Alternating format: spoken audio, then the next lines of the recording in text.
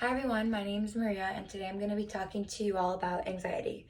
Have you ever felt yourself in a situation where you just feel scared, you're overwhelmed, you're worried, or you just don't know what's going to happen? Well, that's probably because you experience anxiety. Anxiety is a psychological disorder that is affecting many young people every day.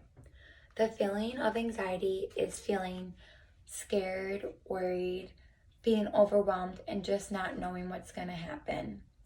Today, I'm going to talk about the symptoms of anxiety, what triggers anxiety, the different types of anxiety.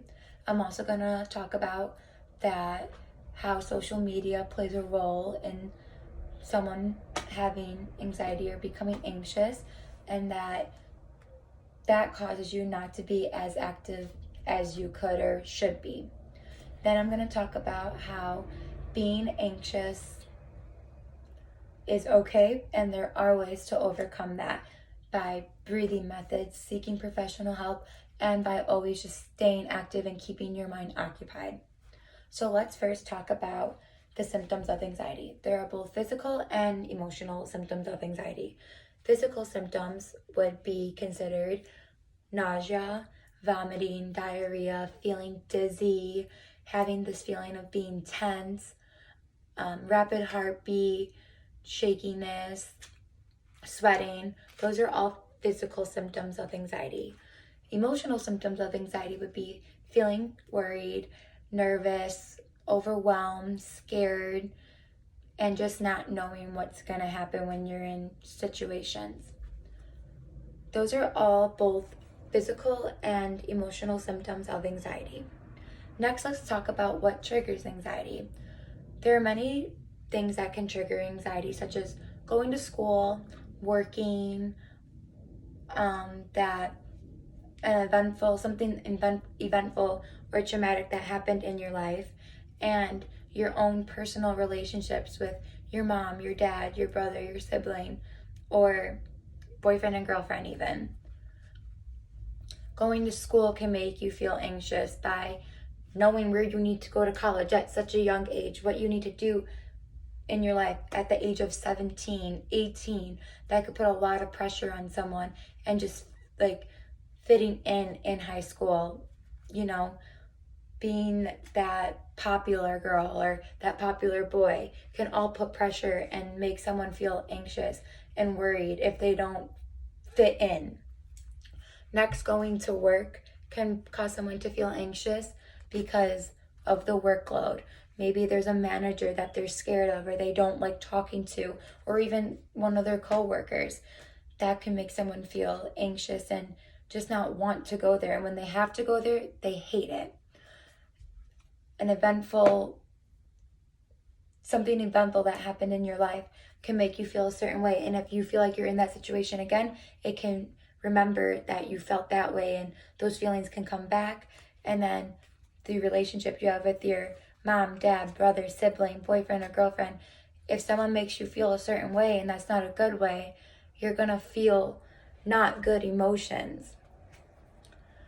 Next, let's talk about how social media plays a role in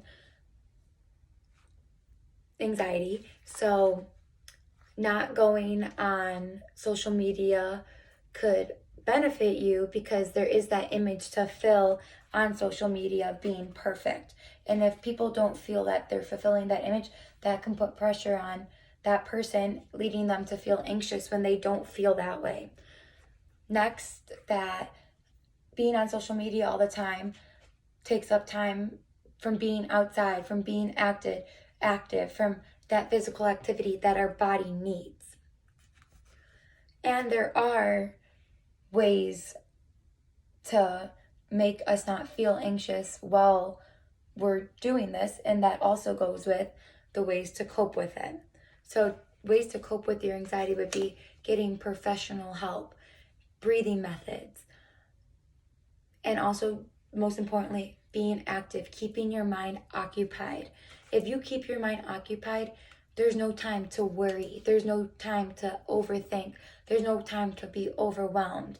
And if you can do that, you'll ease your anxiety out. You'll be in the moment. You won't be worrying about what's going to happen. And there's not just one type of anxiety. There's many types of anxiety. There's the generalized anxiety disorder, social anxiety, post-traumatic stress disorder, obsessive compulsive disorder, panic disorder, and phobia. There are many different types of anxiety disorders, and not one person deals with the same one. Your friend can have anxiety, and so could you, and you may not have the same type. Therefore, with all that being said, it's okay to feel this kind of way, but there are ways to help you. And if you can get that help, take that help. Because it's always better to have a healthy mind than worrying all the time or being scared. In conclusion, I just want to say that you do know the symptoms of anxiety now. You do know what can trigger anxiety, the types of anxiety, and how social media plays a role in all of this.